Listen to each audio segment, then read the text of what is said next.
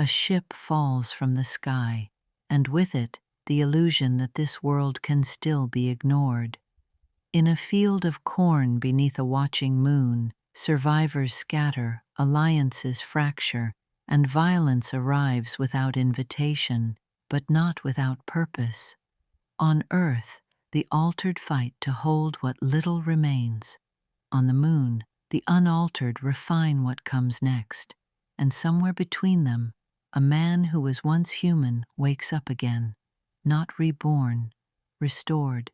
This is a story of escalation, of choices made under pressure, and of a war that does not begin with armies, but with a single decision to go willingly into the unknown. Welcome to Post-Fall.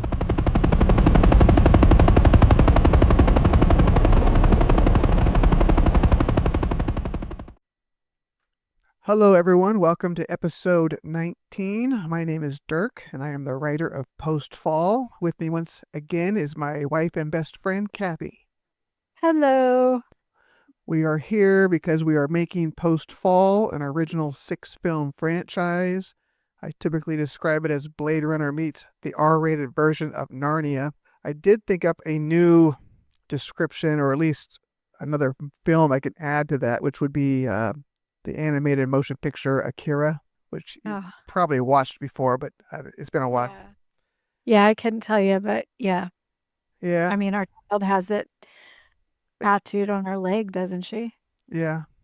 Yeah. Akira would probably fit well for the downtown cityscape of the moon. We are in year 1 of my estimated 10-year full release schedule. We're about a third the way through as we begin. Today starts book 3 of 6 screenplays. It starts the third film of the original trilogy.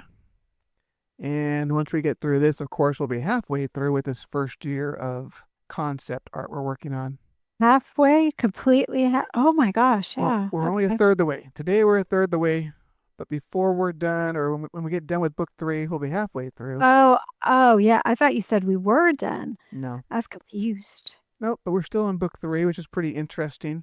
And if you can out there, any viewers, I would love any interaction. Like, comment, and subscribe, please. Otherwise, if you have any fan inquiries for me that are not to be public, you're welcome to email me at postfall@yahoo.com. And if you're in the film business trying to reach me, please use numeral 4 postfall@gmail.com.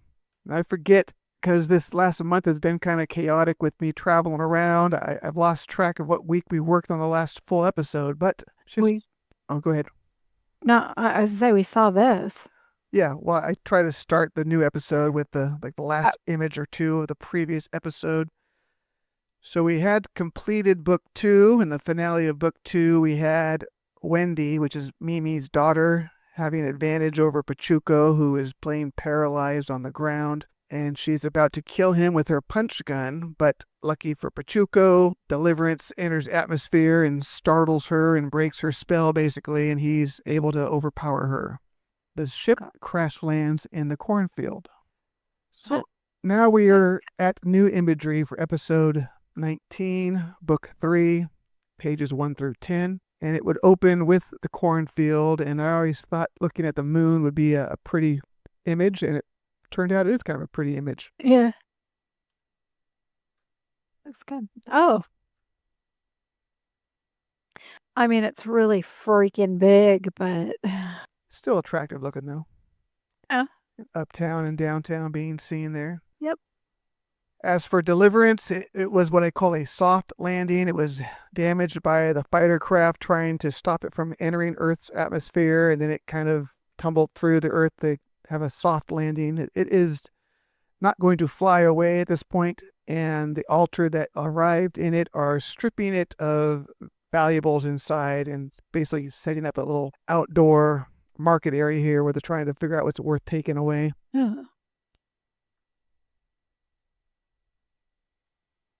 All of them gonna have videos attached now? I had a good, well, they're not all decent videos, but these first ones are pretty good. Here we see Leopold, who is the more militant of the god monkeys. He is helping unload crates from the ship. How did they meet up? What from the crash to here? The crash landing is just west of the Silverwood theme park, where they had conquered the gang that was holed up inside the old ghost town. And it wasn't, Pachuco knows this was Deliverance, and it wasn't that hard to get together and see each other and realize that these are friends and allies. Yeah, okay. One of the less impressive videos I could have skipped, but just showing him unloading the ship. Yeah. They don't know what the moon will do, how soon the moon might come to try to recapture this ship. What's with his butt? You'd have to ask. Is he wearing pants? Google. Or he's very confused. Okay. While Leopold is working, he looks across the cornfield to a small willow grove where Mimi is set up and resting at a campfire. This comes into play in a few moments here. Pachuco goes back to Mimi's cabin to get his motorcycle and returns to Deliverance, where he says hello to Counting Coup, who's having his hair braided by, I'm not sure if the local or one of the altered that landed from the moon. But, yes, Mr. Lansing, the leader of the Spokane area, has sent out 3 helicopters. And when they arrive, they immediately, or at least one of them, immediately begins to fire upon Leopold. No. The reason for this is that the standing orders from Mr. Lansing is to always fire immediately upon guerrillas. Okay. Why? They more aggressive than everybody else? Yeah, they're basically terrorists of this area, so they're kill on sight. Got it. He runs toward the willow grove to try to get shelter in the trees there. Not a great video, but I wanted to show you there. It's not getting any closer to it, though. Yeah, I would change this scene quite a bit if I could do it correctly. The ground was changing, but he wasn't getting any closer to that tree. Inside the grove, of course, is Mimi resting, and she sees the helicopter, and the helicopter comes over the grove and it continues to fire down upon Leopold. What happened? What did, okay. I'll remind you that Mimi's gift as an altered human is that she can make wood move. Yeah, well, what did Pachuco do with her daughter? Yeah, her daughter's dead. Oh, I didn't hear that. I gotcha. Yeah, when Deliverance distracted Wendy, who had Pachuco under... You said overpowered. I didn't know it meant killed. It meant killed, yeah. Pachuco killed her when she lost a spell, a hold on him. Got it. Okay. And she's looking up at the helicopter here, and she makes the trees reach up with their willow branches to grab hold of the helicopter. Oh.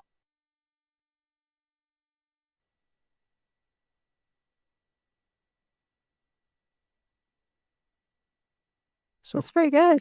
Yeah, that one worked out pretty well. So Mimi brings down one of the 3 helicopters. I emphasize there's 3 because there are 3 in the storyboard and in my screenplays, but I could not get that to work out well with all the imagery, so we can't see all 3 at a time. The 3rd one, which is the one that Pachuco steps out of Deliverance and fires his Maria handgun at, and it's a heavy handgun. It can penetrate this old helicopter. So he is damaging this helicopter, which begins to head back west towards Spokane. The first helicopter, the one that Mimi pulled down with her trees, Kane knows Leopold ran to safety in the forest, so now Kane comes out and he's trying to find where Leopold is. Did they all die in the helicopter? Not quite. Actually, we'll talk about that in a second, actually. Okay. Now, the 3rd helicopter, the 2nd helicopter got destroyed by Deliverance. The problem was I could not get a good image or video of Deliverance doing that with its one turret. The crashed ship has one turret that works. So it took out the 2nd helicopter while Pachuco fired on the 3rd helicopter, which is damaged. Right? It could have probably made it back to Spokane, but the captain aboard, as we'll call it, made them land so it could talk to them. It holds out a flag of truce as Pachuco and the Piranha and Counting Coup approach it here. Okay. The ship is too damaged here, but I like the video overall, just showing them with it. Oh. Who's in charge is Spirit. Spirit is the right hand of Mr. Lansing. And I really like how he looks here. It turned out really well. Yeah. It's like a silky. Yeah. So Spirit speaks to these our three heroes, and I am changing up the end credit. Well, not the end credit, but I call the outro song. I use the outro song as a sneak peek of a next episode image and next episode dialogue. I'm going to change that now.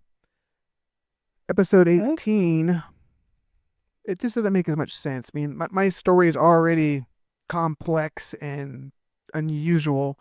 So I realized trying to show an image and having a scene that you have no reference of at the end of the video. I got it. Yep. Yeah. So now you're going to notice at the end of episode 19 here, you'll see an image and a dialogue for this conversation. Yeah, that makes more sense. Yeah. I will work on an improvement some of my family gave me when they were watching this over the holiday I had. They were saying try to get their mouths to move during that outro song. I haven't figured it out or had time to figure out how to add that mouth movement yet, but I will work on that when I can. Okay. Cain enters the Willow Grove and does find his friend Leopold dead. Oh. And now that goes to your question about the helicopter that crashed in here. Mm-hmm. They are not all dead. I think I have the pilot screaming for help, calling for help. Mm-hmm. And unfortunately, the only one nearby to help him is unhappy with him right now. Mm-hmm.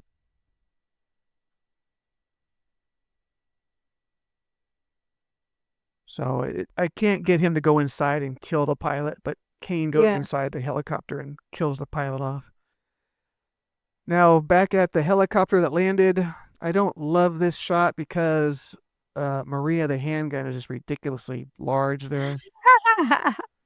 That looks like the Nerf gun. Yeah, which is actually, it does lean toward what I want Maria to be. I want Maria to be a hair ridiculous looking, but because it is such a high caliber, also it's very dangerous.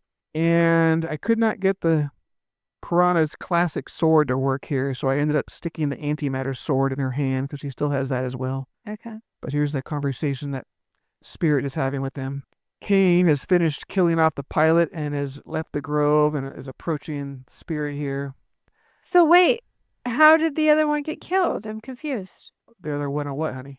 Leopold? Leopold got killed by the machine gun fire. Oh, the picture was like he was dragged, so I thought maybe somebody else survived and killed him. No, I assumed he just crawled his way in there and died where he was found.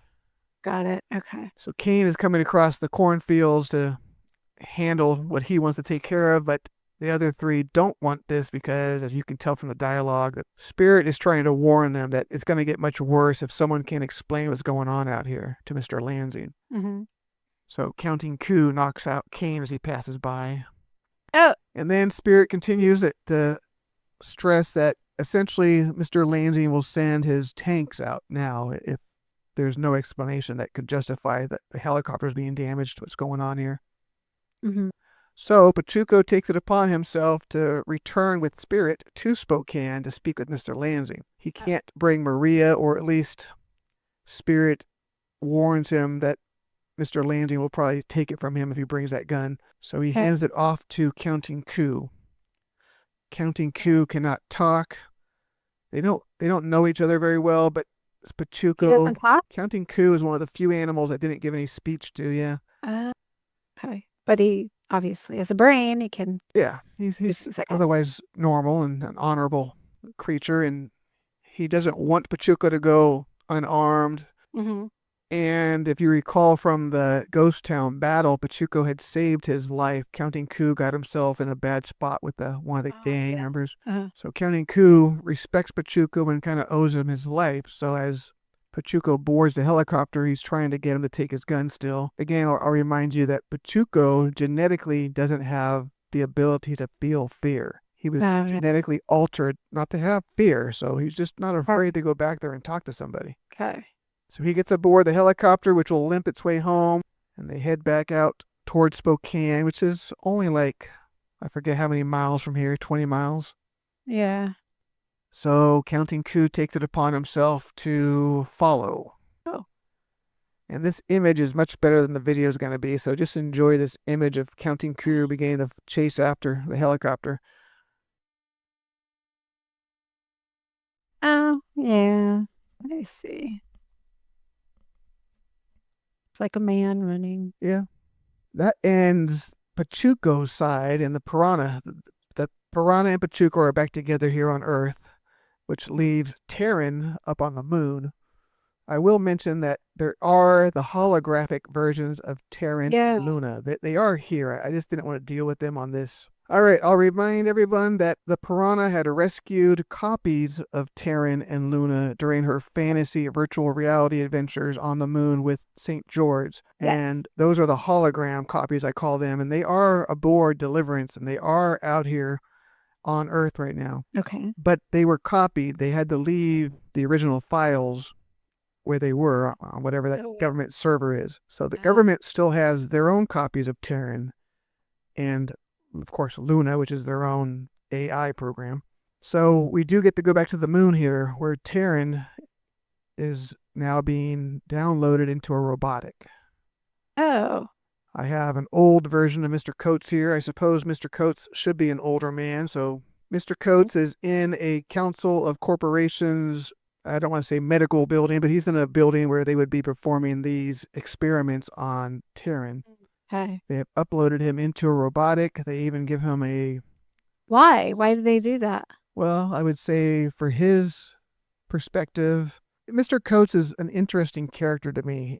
It's not written in the screenplays, but as much as he might be playing the villain and the antagonist of the moon, his goal is to ascend mankind, and he just simply believes that it's going to have to be a merger of man's consciousness with computers. So he sees Terran as a pinnacle of success, and he wants to figure out how this works. Terran wakes up now in this robotic, and this was the one that was the conversation, I believe, the outro song in episode 18. And this is where it disconnects. The outro song of 18 is this conversation of Terran waking up with Mr. Coates. So that's why, again, I'm not going to do that any longer. The outro song will match the current episode imagery. Yeah, that's better. He is restrained. Mr. Coates informs him that this is not the first time he's woken up in the robotic, and that sometimes he even lets him out of the restraints. What? Really? Yeah, they keep trying different things, and they're trying to figure out how this happened. How did how did mankind download their consciousness? Mm-hmm. Why doesn't he remember being woken up several times? Because he is rebooted from his saved state. His saved state was basically where he was turned off in the bomb. Genesis shuts him down, and he shuts the bomb down, and that's basically his save point. So every time he wakes up, they reloaded him from that instant. Okay.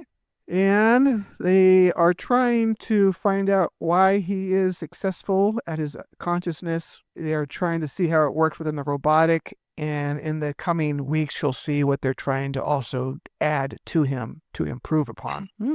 Okay. But that ends the episode 19 imagery. That was nice. I like that.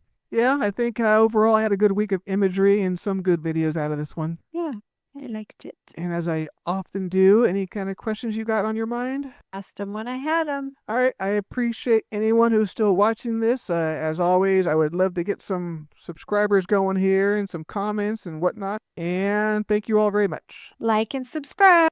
Bye, everybody. A ceasefire offered, a bargain accepted, and a journey begun toward a city that does not forgive uncertainty. In one direction, a helicopter carries a man into negotiation or into captivity. In another, something far more unsettling awakens, not in a cornfield, but beneath sterile lights and careful observation. The body remains, the memories persist, but the question lingers: is identity something you keep, or something that can be copied, refined, and replaced? As one world prepares for conflict, another prepares for replication, and between them, a single consciousness, divided, tested, and rewritten. there is no before anymore, only post-fall. We always think the line is clear, us and them, right and wrong, home and enemy. But it isn't, not out here. A man shows up under a white flag, and somehow that's more dangerous than a gun. Pachuco walks into it anyway, because somebody has to. That's the part no one talks about. The moment where you don't know if you're saving everyone, or walking straight into the thing that ends them. And me? I wake up somewhere else entirely. Different world, different rules, same question. How many times do they get to remake you before you're not you anymore?